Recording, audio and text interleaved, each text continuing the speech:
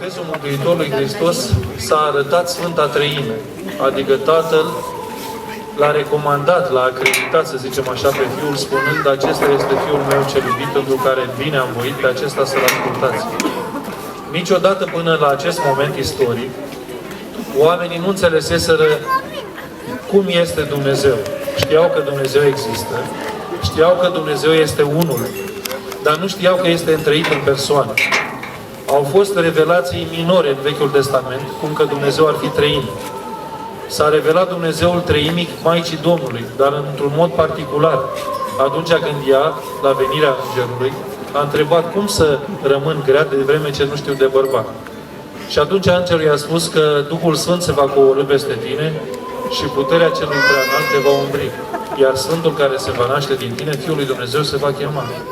Deci întreaga treime, Tatăl, Fiul și Duhul Sfânt, participă la nașterea istorică a Fiului lui Dumnezeu, pentru că Iisus Hristos este Dumnezeu din totdeauna.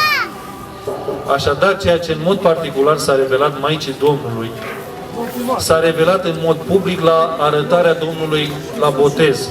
Atunci când Mântuitorul a venit la botez și ni s-a arătat în treime, oamenii au înțeles odată pentru totdeauna, ieșind din această neștiință, din aceste neînțelegere.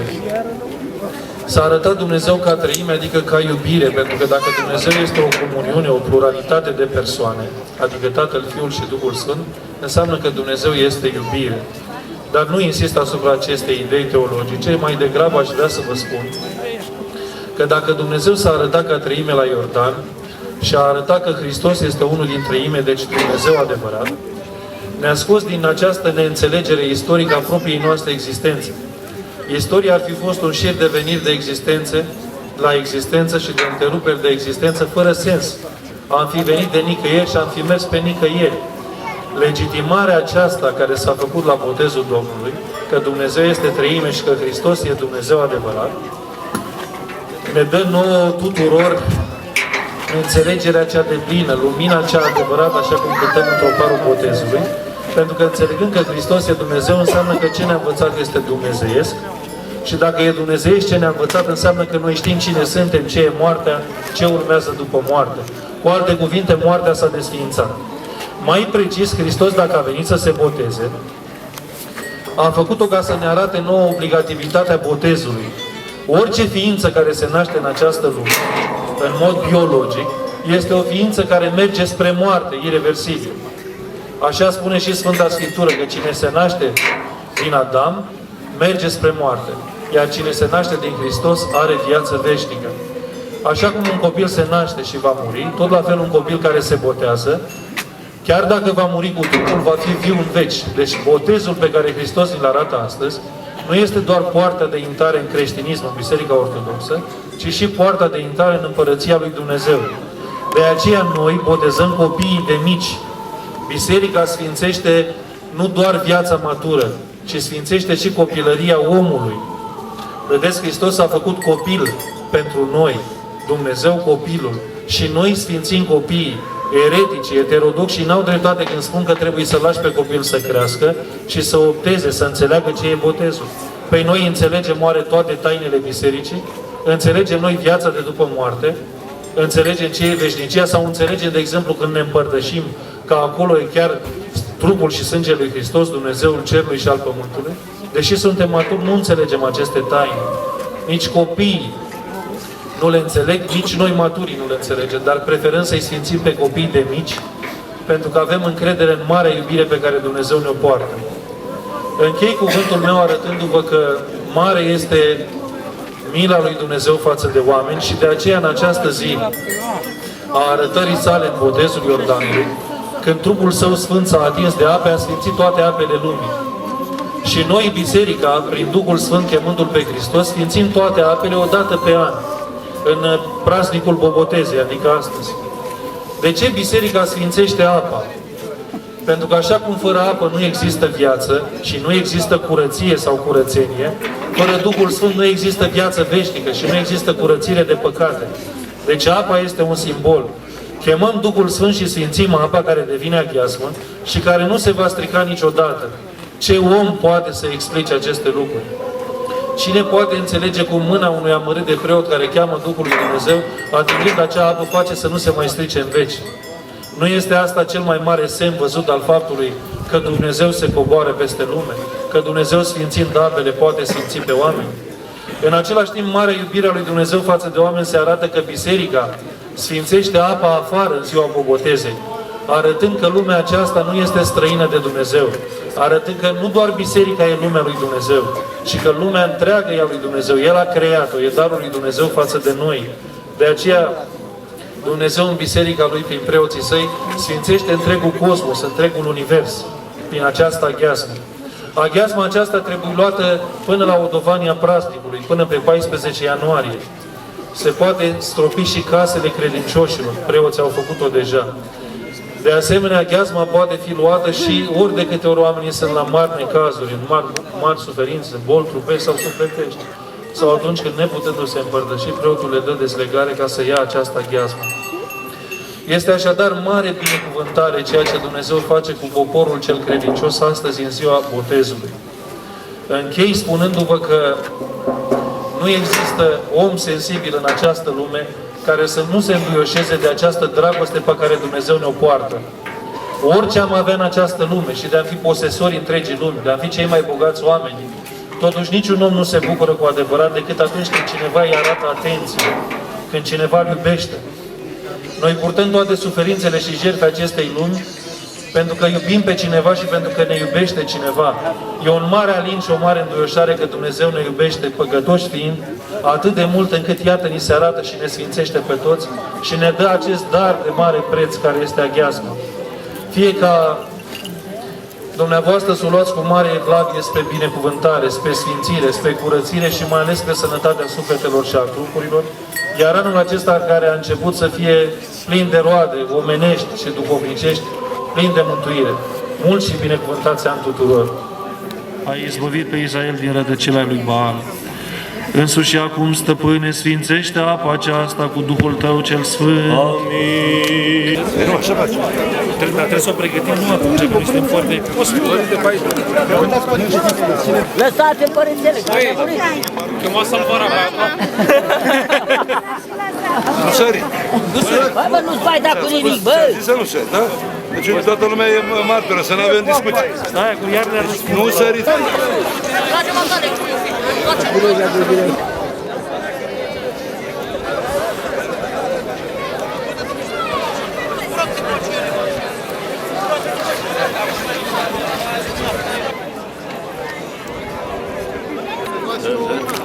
Fac, mă!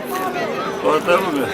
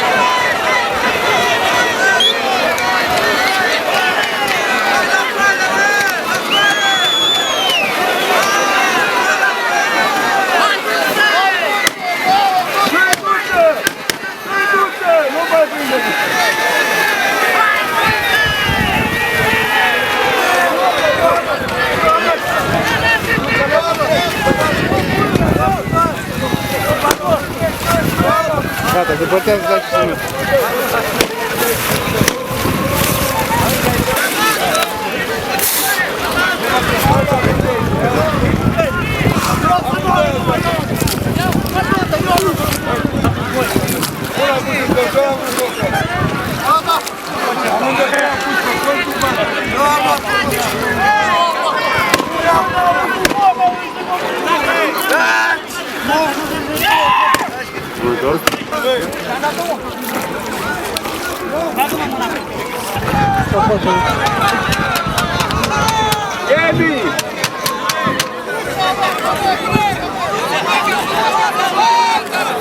Gata!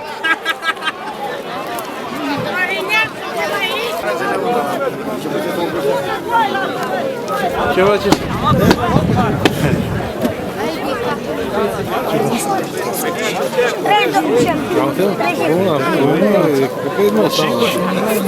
Da, asta e și el înalt.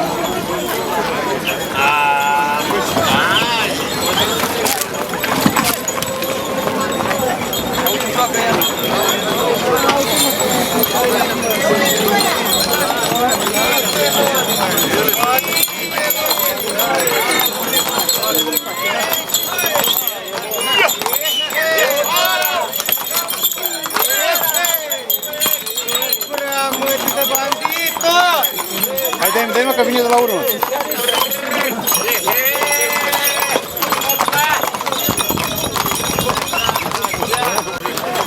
Hai, hai!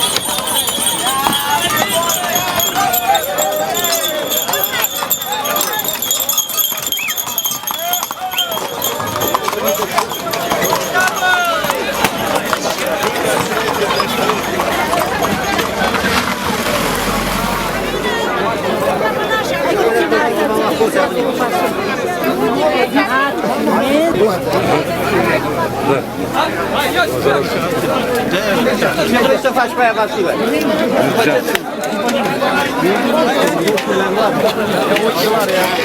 Bagă pe coțel, un loc. Mai bine.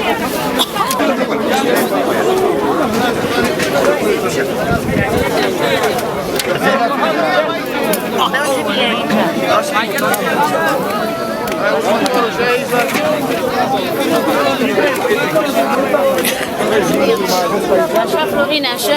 Da. Așa, Florine, așa. Le-am împărțit la toți, te rog frumos. Mă descurc în această situație.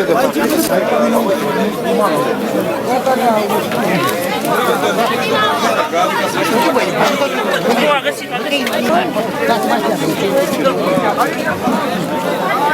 Noi sunt pline toate parcurii în funga aia? Faceți parcurii care e?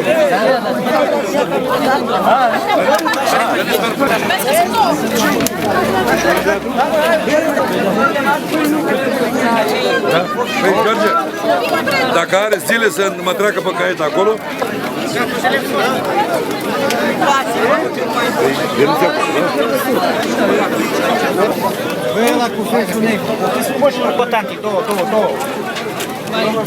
Vă rog foarte, foarte mult să vină și cei care n-au luat până acum. Băi, mă, cu două. Micul echipaj. Stai la coadă, ia. Eu cum mă țin după aici. Prietenu, și o face la poliție. La voi tu e fost. Nu mă, la voi tu e. Nu, dar asta nu-i poliție. Așa, băi, nu contează. Dacă vă dau 1 milion la tot și să ne plăcim. Euro? Era 3 la premiu mare și 1,5 pentru alții, 4,5, 5. 2. Așa? Să fiți sănătoși, la mulți ani. Stați să faceți o poză, stați. Stați așa. Stați noi doi. Uite, vin în parte. Bă, nu faci Care s-a întors la mal? Tu te-ai întors. Am notat. Ai notat 2 metri. 2 metri ai notat. Era trecut și eu pe listă.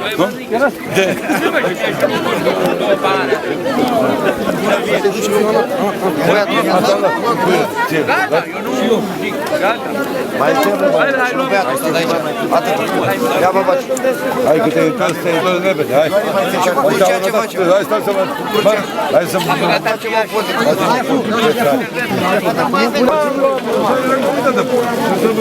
Dă-le mă pahar. Uneu, mă, dar când? Dar chiar mă gândeam, zic asta, dar unde e Florin, de ce nu e? Și care mi-a și eu vezi că e vacă.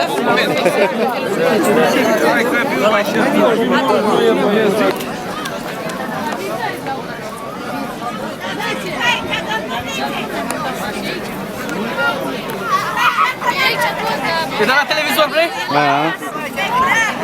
Pe internet direct.